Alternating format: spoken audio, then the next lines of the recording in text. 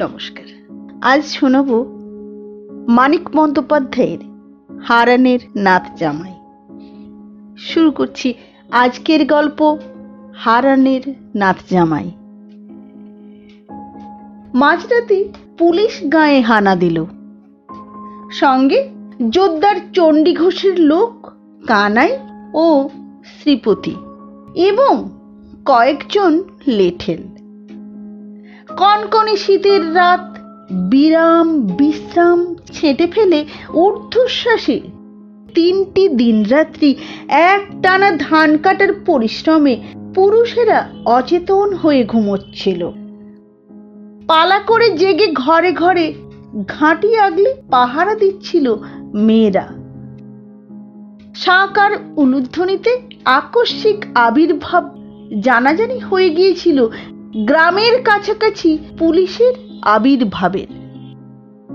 প্রায় সঙ্গে সঙ্গেই পুলিশ সমস্ত গাঁ ঘিরে ফেলবার আয়োজন করলে হারানের ঘর থেকে ভুবন মণ্ডল সরে পড়তে পারত, উধাও হয়ে যেত।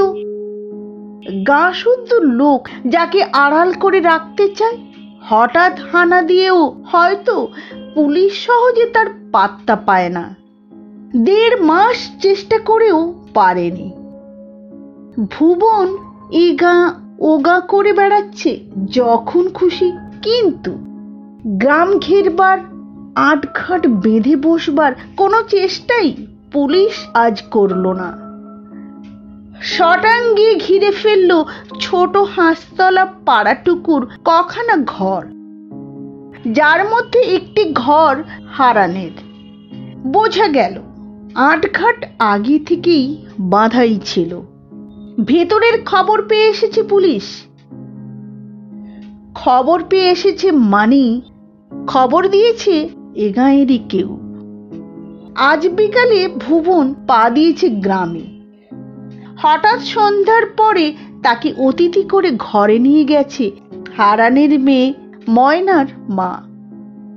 তার আগে পর্যন্ত ঠিক ছিল না কোন পাড়ায় কার ঘরে সে থাকবে। খবর তবে গেছে ভুবন হারানের ঘরে যাবার পরে। এমনই কি কেউ আছে তাদের এ গাঁয়ে? শীতের তেভাগা চাঁদের আবছা আলোয় চোখ জ্বলে ওঠে চাষিদের। জানা যাবেই এ বজ্জাতি গোপন থাকবে না। দাঁতে দাঁত খসে গফুর আলী বলে,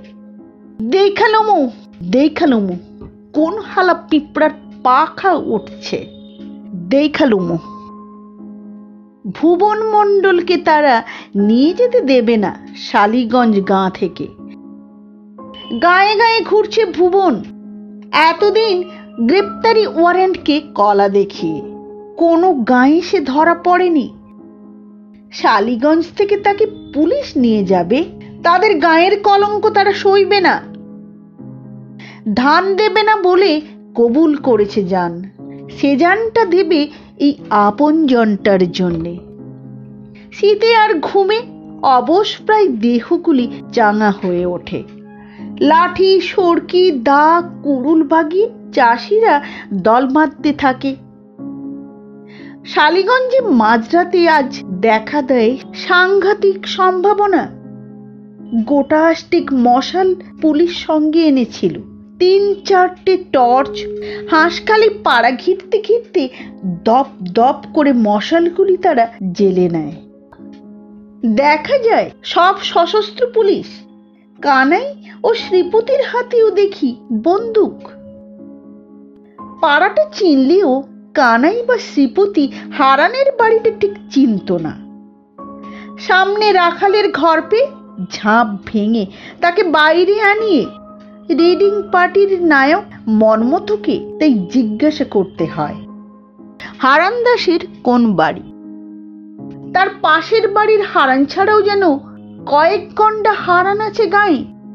বোকার মতো রাখাল পাল্টা প্রশ্ন করে, আগে কোন হারান দাসের কথা কন? গালে একটা চাপড় খেয়ে এমন হাউমাউ করে কেঁদে ওঠে রাখাল দম আটকে আটকে এমন সে ঘন ঘন হিক্কি তুলতে থাকে যে তাকে আর কিছু জিজ্ঞাসা করাই অনর্থক হয়ে যায় তখনকার মতো। বোবা হাবা চাষাগুলো শুধু বেপরোয়া নয়, একেবারে তুখুর হয়ে উঠেছে চালাকিবাজিতে। এদিকে হারান বলে, হায় ভগবান। ময়নার মা বলে, তুমি উঠলা কেন কও দেখি? বলে, কিন্তু জানে যে তার কথা কানে যায়নি বুড়োর। চোখে যেমন কম দেখে, কানেও তেমনি কম শোনে হারান। কি হয়েছে ভালো বুঝতেও বোধহয় পারেনি, শুধু বাইরে একটা গন্ডগোল টের পেয়ে ভড়কে গিয়েছে। ছেলে আর মেয়েটাকে বুঝিয়ে দেওয়া গেছে চটপট। এই বুড়োকে বোঝাতে গেলে এত জোরে চেঁচাতে হবে যে প্রত্যেকটি কথা কানে পৌঁছবে বাইরে যারা বেড় দিয়েছে। দু এক দণ্ড চেঁচালেই যে বুঝবে হারান, তাও তো নয়। তার ভোঁতা ঢিমে মাথায় অত সহজে কোনো কথা ঢোকে না। এই বুড়োর জন্য না ফাঁস হয়ে যায় সব। ভুবনকে বলে ময়নার মা, বুঝলে বুড়ো বাপটার তরে ভাবনা। ভুবন বলে, মোর কিন্তু হাসি পায় ময়নার মা। ময়নার মা গম্ভীর মুখে বলে, হাসির কথা না, গুলিও করতে পারে। দেখুন মাত্র গুলি করতেও পারে। তাড়াতাড়ি একটা কপি জালে ময়নার মা। হারানকে তুলে নিয়ে ঘরে বিছানায় শুইয়ে দিয়ে হাতের আঙুলের ইশারায় তাকে মুখ বুজে চুপচাপ শুয়ে থাকতে বলে। তারপর কপির আলোয় মেয়ের দিকে তাকিয়ে নিদারুণ আফসোসে ফুঁসে ওঠে, উফ, ভালো শাড়িখানা পরতে পারলি না?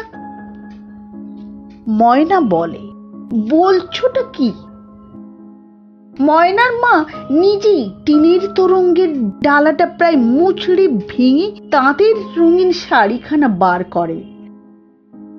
ময়নার পরনের ছেঁড়া কাপড়খানা তার গা থেকে একরকম ছিনিয়ে নিয়ে তাড়াতাড়ি এলোমেলো ভাবে জড়িয়ে দেয় রঙিন শাড়িটি।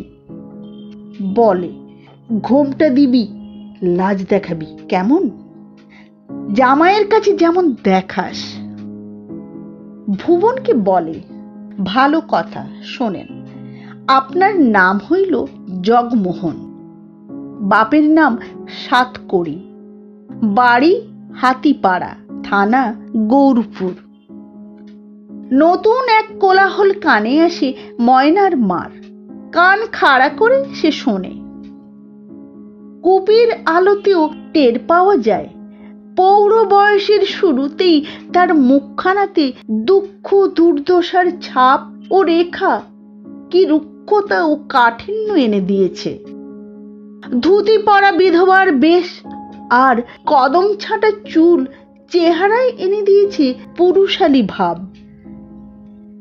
গা ভাঙ্গা রুইখা আইতেছে, তাই না ভাবতেই ছিলাম ব্যাপার কি, গায়ের মানুষের সাড়া নাই। ভুবন বলে, তবেই সাইটছে, 10-20টা খুন যখন হইব নির্ঘাত। আমি যাই, সামলাই গিয়া। থামেন থামেন, আপনি বসেন। ময়নার মা বলে, দেখেন কি হয়। সদেরেক চাষি অস্ত্র হাতে এসে দাঁড়িয়েছে দল বেঁধে। ওদের আওয়াজ পেয়ে মনমথ জড়ো করেছে তার ফৌজ হারানের ঘরের সামনে। 2-4 জন শুধু পাহারায় আছে বাড়ির পাশে পিছনে, বেড়া ডিঙিয়ে ওদিক দিয়ে ভুবন না পালায়। 10টি বন্দুকের জোর মনমথর, তার নিজের রিভলভারও আছে। তবু চাষিদের মরিয়া ভাব দেখে সে অস্বস্তি বোধ করছে স্পষ্টই বোঝা যায়। তার সুরটা রীতিমতো নরম শোনায়। স্রেফ হুকুম জারির বদলে সে যেন একটু বুঝিয়ে দিতে চায় সকলকে উচিত আর অনুচিত কাজের পার্থক্যটা, পরিণামটাও। বক্তৃতার ভঙ্গিতে সে জানায় যে হাকিমের দস্তখতি পরোয়ানা নিয়ে এসেছে সে। এসেছে হারানের ঘর তাল্লাশ করতে। তাল্লাশ করে আসামি না পায় ফিরে চলে যাবে। এতে বাধা দেওয়া, হাঙ্গামা করা উচিত নয়। তার ফল খারাপ হবে, বেআইনি কাজ হবে সেটা। গফুর চেঁচিয়ে বলে, মোরা তল্লাশ করতে দেবো না। প্রায় 200 গলা সায় দেয়, দেবো না, তল্লাশ করতে দেবো না। এমনি যখন অবস্থা, সংঘর্ষ প্রায় শুরু হয়ে যাবে, মনমতো হুকুম দিতে যাচ্ছে গুলি চালাবার। ময়নার মার খ্যানখ্যানে তীক্ষ্ণ গলা শীতার্থ থমথমে রাত্রিকে ছিঁড়ে কেটে বেজে উঠল। রাও দেখি তোমরা, হাঙ্গামা কইরো না। মোর ঘরে কোনো আসামি নাই। চোর ডাকাইত নাকি যে ঘরে আসামি রাখুম? বিকালে জামাই আইছে, শোয়াইছি মাইয়া জামাইয়ের। দারোগাবাবু তাল্লাশ করতে চান, তাল্লাশ করেন। মনমতো বলে, ভুবন মণ্ডল আছে তোমার ঘরে। ময়নার মা বলে, দেখেন আইসা তাল্লাশ করেন। ভুবন মণ্ডল কেডা? নাম তো শুনি নাই বাপের কালে। মাইয়ার বিয়া দিলাম বৈশেখে, 2 ভরি রূপা কম দিছে কেন? জামাই ফিরে তাকায় না। 2 ভরির দাম পাঠাইয়া দিছি, তবে আইজ জামাই পায়ের ধুলা দিচ্ছে। আপনারে কমু কি দারোগা বাবু? মাইয়াটা কাঁইদা মরে। মাইয়া যত কান্দে আমি তত কান্দি। মনমতো বলে, আচ্ছা আচ্ছা, ভুবনকে না পাই, জামাই নিয়ে তুমি রাত কাটিও। গৌরসাও হেঁকে বলে, অত চুপে চুপে আসে কেন জামাই? ময়নার মা গা জ্বলে যায়। ময়নার মা বলে, আমলো গা জ্বলে যায়। সদর দিয়ে আইছে। তোমার একটা মাইয়ার 7টা জামাই, চুপে চুপে আসে। মোর জামাই সদর দিয়ে আইছে। গৌর আবার কি বলতে যাচ্ছিল, কে যেন আঘাত করে তার মুখে। একটা আর্ত শব্দ শুধু শোনা যায়, সাপে ধরা ব্যাঙের একটি মাত্র আওয়াজের মতো। ময়নার রঙিন শাড়ি ও আলুথালু বেশ চোখে যেন ধাঁধা লাগিয়ে দেয় মনমথর। পিচুটির মতো চোখে এঁটে যেতে চায় ঘোমটা পরা ভীরু লাজুক কচি চাষি মেয়েটার আধপুষ্ট দেহটি। এ যেন কবিতা। বিয়ে পাশ মনমথুর কাছে যেন চোরাই স্কচ হুইস্কির পেগ, যেন মাটির পৃথিবীর জীর্ণ ক্লিষ্ট অফিসিয়াল জীবনে 1 ফোঁটা টসটসে দরদ। তার রীতিমতো আফসোস হয় যে জোয়ান মর্দ মাঝবয়সী চাষারের লোকটা এর স্বামী। ওর আদরি মেয়েটার এই আলুথালু বেশ। তবু মনমতো জেরা করে। সংশয় মেটাতে গায়ের 2জন বুড়োকে এনে শনাক্ত করায়। তারপরেও যেন তার বিশ্বাস হতে চায় না। ভুবন চুপচাপ দাঁড়িয়ে আছে গায়ে চাদর জড়িয়ে, যতটা সম্ভব নিরীহ গোবেচারি সেজে। কিন্তু খোঁচা খোঁচা গোবদাড়ি ভরা মুখ, রুক্ষ এলোমেলো 1 মাথা চুল মোটেই তাকে দেখায় না নতুন জামাইয়ের মতো। মনমথু গর্জন করে হারানকে প্রশ্ন করে, এ তোমার নাতনির বর? হারান বলে, হায় ভগবান। ময়নার মা বলে, জিগান মিছা, কানে শোনে না, বদ্ধ কালা। ভুবন ভাবে, এবার তার কিছু বলা বা করা উচিত। এমন হাঙ্গামা জানলে আইতাম না কর্তা, মিছা কইয়া আনছে আমারে। সরাইলের হাটে আইছি, ঠাইরেন পোলারে দিয়া খবর দিলেন মাইয়া নাকি মরো মরো, এই যায় ওই যায়। মনমথু বললে, তুমি অমনি ছুটে এলে? আসুন না, রত্তি ভরি সোনার উপর যা দিব কইছিল তাও ঠেকাই নাই বিয়াতে। মইরা গেলে গাছ থাইকা খুইলা নিলে আর পামু? ও, তাই ছুটে এসেছো? তুমি হিসেবে লোক বটে, মনমথ ব্যঙ্গ করে। আর কিছু করার নেই, বাড়িগুলি তল্লাশ ও তছনছ করে নিয়ম রক্ষা করা ছাড়া আর কিছু করার নাই। জামাইটাকে বেঁধে নিয়ে যাওয়া চলে, সন্দেহের যুক্তিতে গ্রেপ্তার করে, কিন্তু হাঙ্গামা হবে। দুপা পিছু হটে এখনো চাষির দল দাঁড়িয়ে আছে, ছত্রভঙ্গ হয়ে চলে যায়নি। গায়ে গায়ে চাষাগুলোর কেমন যেন উগ্র মরিয়া ভাব, ভয় ডর নেই। ঘরে ঘরে তল্লাশ চলতে থাকে। একটা বিড়াল লুকানোর মতো আড়ালো যে ঘরে নেই, সে ঘরেও কাঁথা কানে হাঁড়ি পাতিল জিনিসপত্র ছত্র খান করে খোঁজা হয় মানুষকে। মনমথ থাকে হারানির বাড়িতে, অল্প নেশায় রঙিন চোখ। এসব কাজে বেরোতে হলে মনমথ অল্প নেশা করে, মাল সঙ্গে থাকে কর্তব্য সমাপ্তির পর টানবার জন্য। চোখ তার রঙিন শাড়ি জড়ানো মেয়েটাকে ছাড়তে চায় না।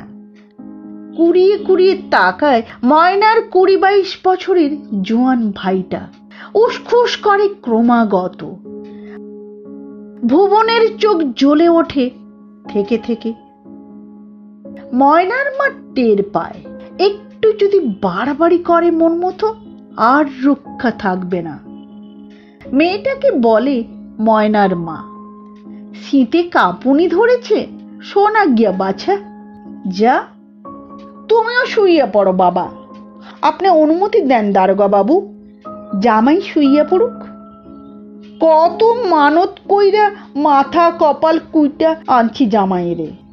ময়নার মার গলা ধরে যায়, আপনার কি কমু দারোগা বাবু, জামাইরে কত মানত কইরা আনছি। ময়না ঘরে গিয়ে শুয়ে পড়ে, ভুবন যায় না।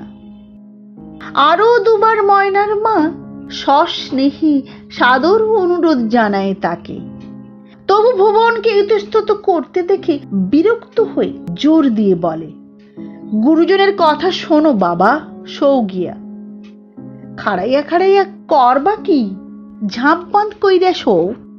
তখন তাই করে ভুবন, যতই তাকে জামাই মনে না হোক।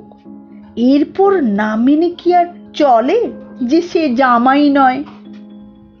মনমথ আস্তে আস্তে বাইরে পা বাড়ায়, পকেট থেকে চ্যাপটা শিশি বার করে ঢেলে দেয় গলায়। পরদিন মুখে মুখে এ গল্প ছড়িয়ে যায় দিক দিগন্তে। দুপুরের আগে হাতিপাড়ার জগমোহন আর জোদ্দার চণ্ডী ঘোষ আর বড় থানার বড় দারোগার কাছে পর্যন্ত গিয়ে পৌঁছায় এ গল্প। গায়ে গায়ে লোকে বলা বলি করে ব্যাপারটা, আর হাসিতে ফেটে পড়ে, বাহবা দেয় ময়নার মাকে। এমন তামাশা কেউ কখনো করেনি পুলিশের সঙ্গে, এমন জব্দ করেনি পুলিশকে। কদিন আগে দুপুরবেলা পুরুষ শূন্য গায়ে পুলিশ এলে ঝাঁটা বঁটি হাতে মেয়ের দল দিয়ে ময়নার মা তাদের তাড়া করে পার করে দিয়েছিল গায়ের সীমানা থেকে। সে যে এমন রসিকতাও জানে কে তা ভাবতে পেরেছিল। গায়ের মেয়েরা আসে দলে দলে, অনিশ্চিত আশঙ্কা ও সম্ভাবনায় ভরা এমন যে ভয়ঙ্কর সময় চলেছে এখন, তার মধ্যে তারা আজ ভাবনা চিন্তা ভুলে হাসি খুশিতে উচ্ছল। মোক্ষদার মা বলে, এক গাল হেসে গালে হাত দিয়ে, মা গো মা, ময়নার মা, তোর মধ্যে এত। খেন্তি বলে ময়নাকে, কিলো ময়না, জামাই কি কইল, দিছে কি? লাজে ময়না হাসে। বেলা পড়ে এলে কাল যে সময় ভুবন মণ্ডল গায়ে পা দিয়েছিল, প্রায় সেই সময় আবির্ভাব ঘটে জগমোহনের। বয়স তার ২৬-২৭, বেটে খাটো জোয়ান চেহারা, দাড়ি কামানো, চুল আঁচড়ানো, গায়ে খড় কাচা শার্ট, কাঁধে মোটা সুতির সাদা চাদর। গায়ে ঢুকে গট গট করে সে চলতে থাকে হারানের বাড়ির দিকে, এপাশ ওপাশ না তাকিয়ে গম্ভীর মুখে। রসিক ডাকে দাওয়া থেকে, জগমোহন নাকি, কখন আইলা? নন্দ বলে, আরে শোনো শোনো, তামুক খাইয়া যাও। জগমোহন ফিরেও তাকায় না। রসিক ভড়কে গিয়ে নন্দকে শুধোয়, কি কাণ্ড বুঝলা নেই? কেমনে কমু? অবাক হয়ে মুখ চাওয়াচাই করে দুজনে। পথে মথুরের ঘর, তার সঙ্গে একটু ঘনিষ্ঠতা আছে জগমোহনের। নাম ধরে হাঁক দিতেও ভেতর থেকে সাড়া আসে না, বাইরের লোক জবাব দেয়। ঘরের কাছেই পথের ওপাশে একটা তালের গুঁড়িতে দুজন মানুষ বসেছিল নির্লিপ্ত ভাবে। একজনের হাতে খোঁটা শুদ্ধ গরু বাঁধা দড়ি। তাদের একজন বলে, বাড়িতে নাই, তুমি কেডা? হারামজাদাটারে খোঁজো কেন? জগমোহন পরিচয় দিতেই দুজনে তারা অন্তরঙ্গ হয়ে যায় সঙ্গে সঙ্গে। ও, তুমিও আইছো ব্যাটারে দুই ঘা দিতে? তারা আশ্বাস দেয়, হাতের সুখ তার ফসকাবেন না। কাল সন্ধ্যায় গেছে গাঁ থেকে, এখনো ফেরেনি মথুর। কখন ফিরে আসে ঠিকও নাই। তার অপেক্ষায় দাঁড়িয়ে থাকতে হবে না জগমোহনকে। মথুর ফিরলে তাকে যখন বেঁধে নিয়ে যাওয়া হবে বিচারের জন্য, সে খবরও পাবে। সবাই মিলে ছিঁড়ে কুটি কুটি করে ফেলার আগে তাকেই না হয় সুযোগ দেওয়া হবে মথুরের নাক কানটা কেটে নেবার। সে ময়নার মার জামাই, তার দাবি সবার আগে। সাউরি পাইছিল দাদা একখানা। জগমোহন জবাব দেয় ঝাঁঝের সঙ্গে, নিজের হইলে বুঝতা। শুনে দুজনে তারা মুখ চাওয়াচাওয়ি করে অবাক হয়ে। আচমকা জামাই এলো, মুখে তার ঘন মেঘ। দেখি ময়নার মা বিপদ গণে। ব্যস্ত সমস্ত না হয়ে হাসি মুখে ধীরে শান্তভাবে অভ্যর্থনা জানায়।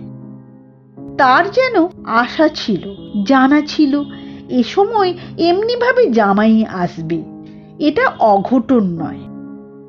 বলে, আসো বাবা আসো। ও ময়না, পিড়া দে। বিয়াই বিয়ান পোলামাইয়া ভালো? হ্যাঁ। আরেকটুকু ভরকে যায় ময়নার মা। কত গোসানা জমা হয়ে আছে জামাইয়ের কাঁটা ছাটা এই কথার জবাবে। ময়নার দিকে তার না তাকাবার ভঙ্গিটাও ভালো ঠেকে না।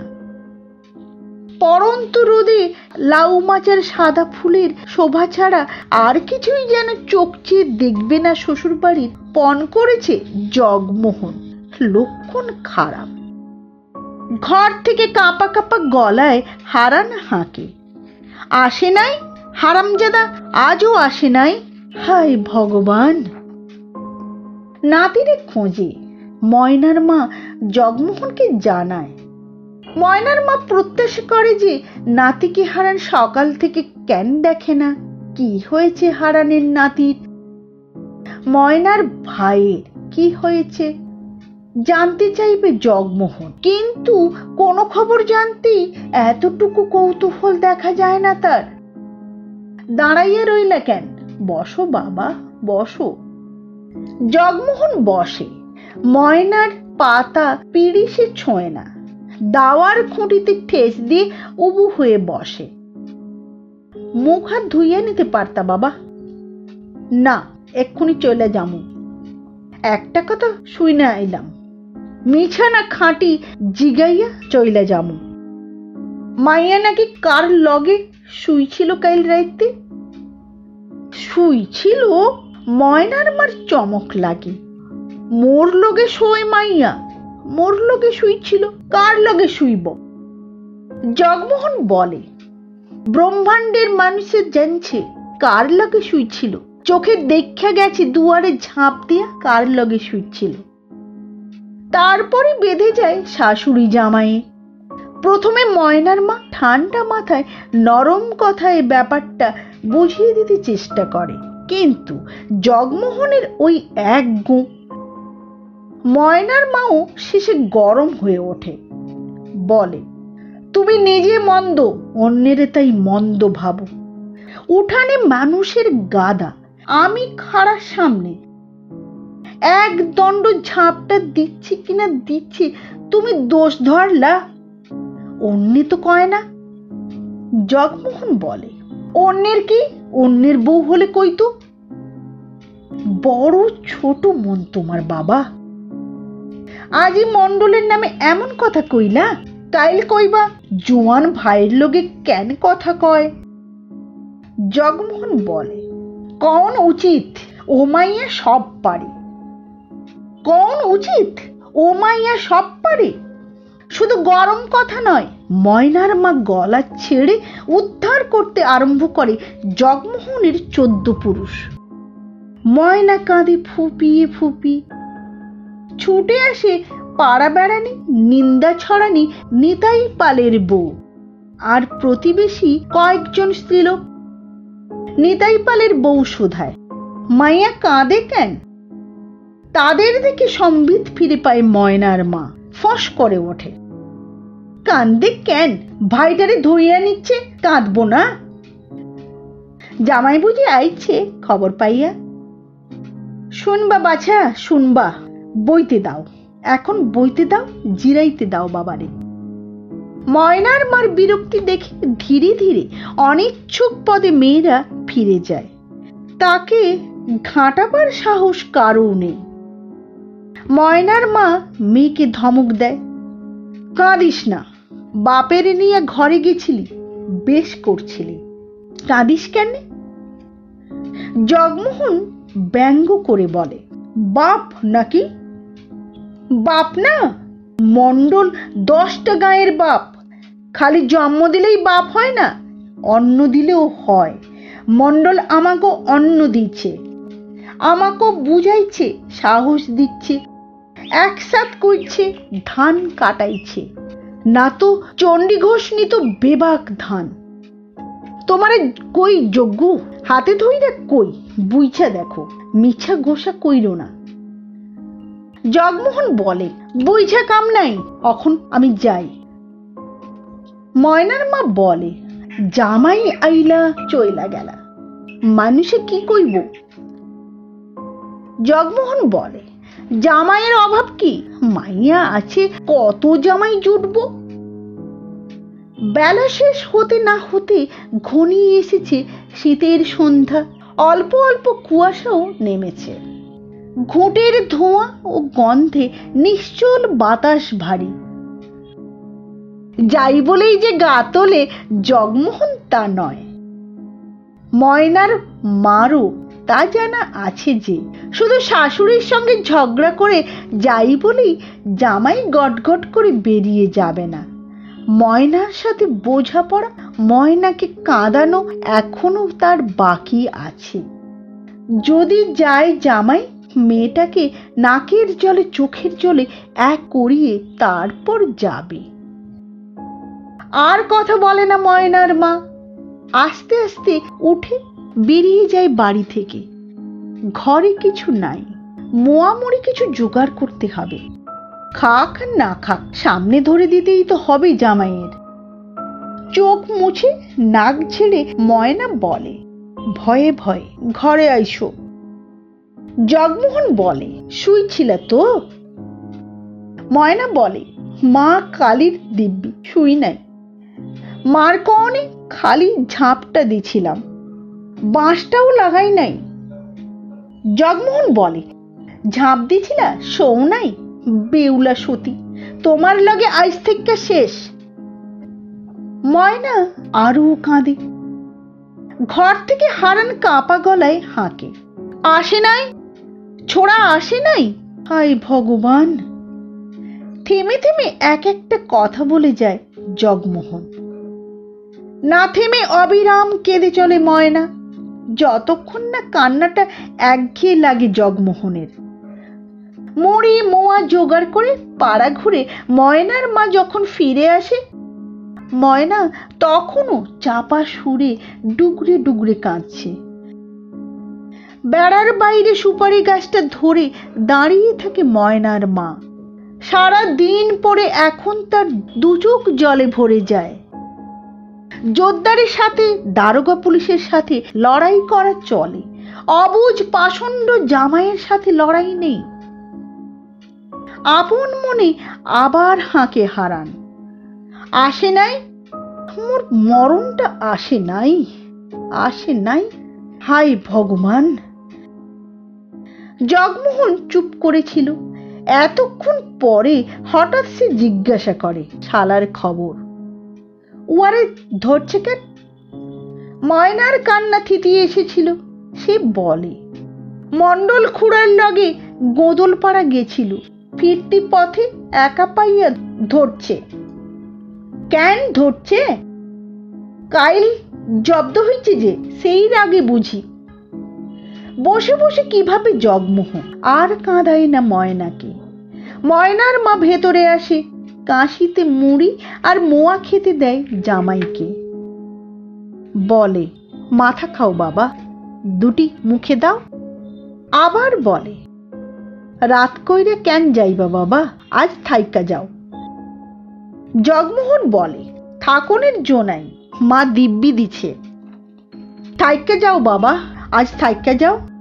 পোলাটারে ধইরে নিচ্ছে, পরানটা পোড়ায়। তোমারে রাইখায় জুড়ামু ভাবছিলাম। জগমোহন বলে, রাইত বাড়ে দেখি। উঠে উঠে করেও দেরি হয়। তারপর আজ সন্ধ্যা রাতেই পুলিশ আনার সেই রকম জোর ওঠে কাল মাঝরাত্রির মতো। সদল বলে মনমথ আবার আচমকা হানা দিয়েছে। আজ তার সঙ্গের শক্তি কাল রাতের চেয়ে অনেক বেশি। তার চোখ সাদা। সোজাসুজি প্রথমেই হারানের বাড়ি। কি গো মণ্ডলের শাশুড়ি? মনমথ বলে ময়নার মাকে। জামাই কোথায়? ময়নার মা চুপ করে দাঁড়িয়ে থাকে। মনমথ বলে, এটা আবার কে? ময়নার মা বলে, জামাই। বাহ, তোর তো মাগি ভাগ্যে ভালো, রোজ নতুন নতুন জামাই জোটে। আর তুই ছুঁড়ি এই বয়সে? হাতটা বাড়িয়েছিল মনমথ রসিকতার সঙ্গে ময়নার থুতনি ধরে আদর করে একটু নেড়ে দিতে। তাকে পর্যন্ত চমকে দিয়ে জগমোহন লাফিয়ে এসে ময়নাকে আড়াল করে গর্জে ওঠে, মুখ সামলাইয়া কথা কইবেন। বাড়ির সকলকে, বুড়ো হারানকে পর্যন্ত গ্রেপ্তার করে আসামি নিয়ে রওনা দেবার সময় মনমথ দেখতে পায় কালকের মতো না হলেও লোক মন্দ জমেনি। দলে দলে লোক ছুটে আসছে চারিদিক থেকে। জমায়েত মিনিটে মিনিটে বড় হচ্ছে। মথুরার ঘর পার হয়ে পানাপুকুরটা পর্যন্ত গিয়ে আর এগোনো যায় না। কালের চেয়ে 7-8 গুণ বেশি লোক পথ আটকায়। রাত বেশি হয়নি। শুধু এ গাঁয়ের নয়, আশপাশের গাঁয়ের লোকও ছুটে এসেছে। এটা ভাবতে পারেনি মনমথ। মণ্ডলের জন্য হলে মানে বোঝা যেত, হারানের বাড়ির লোকের জন্য চারিদিকের গা ভেঙে মানুষ এসেছে। এ তো মানুষের সমুদ্র। মানুষের সমুদ্রের ঝড়ের উত্তাল সমুদ্রের সঙ্গে লড়া যায় না। ময়না তাড়াতাড়ি আঁচল দিয়েই রক্ত মুছিয়ে দিতে আরম্ভ করে জগমোহনের। 90 বছরের বুড়ো হারান সেইখানে মাটিতে মেয়ের কোলে এলিয়ে নাতির জন্য উতলা হয়ে কাঁপা গলায় বলে, ছোঁড়া গেল কই, কই গেল, হায় ভগবান। নমস্কার। ভালো লাগলে লাইক করুন, সাবস্ক্রাইব করুন, শেয়ার করুন। আবার দেখা হবে আগামী পর্বে একটি নতুন গল্প নিয়ে। নমস্কার।